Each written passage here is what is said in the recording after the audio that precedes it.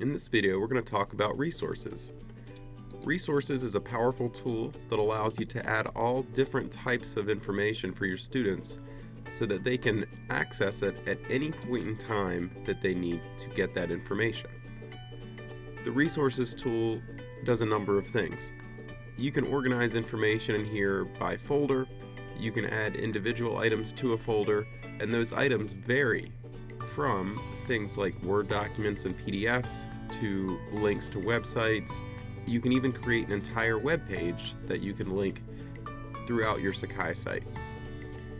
In order to get started, you can click on an Actions button, and that'll give you options based on whether or not you're clicking on the Actions button for a folder or for an individual item. I'm at the top level folder here now, and I can choose to create a new folder, or I can add items directly to that level.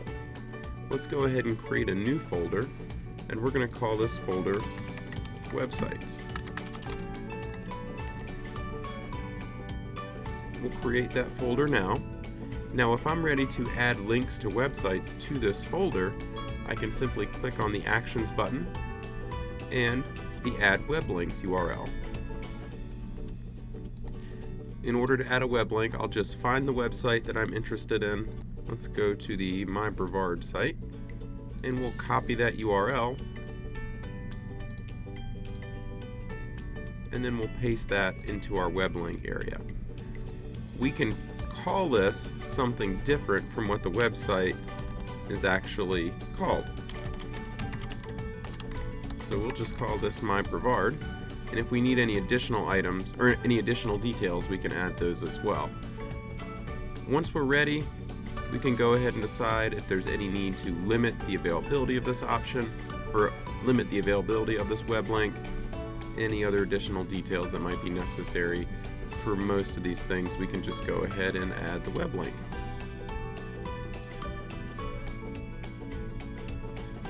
Once we add the web link, it becomes available to students, and if they click on that link, it will take them to the site that we have linked to. So we can continue to do this and add more and more links to this folder if we'd like. If we need to come back in and make a change, we can do that by clicking on the Actions button for that particular item. We could duplicate, we could move to the trash, we could even edit the link itself by clicking on the Edit Content and then changing the link out as necessary if we've made a mistake.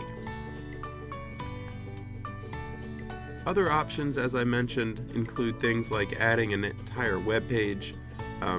This would be done using the Create HTML Page option.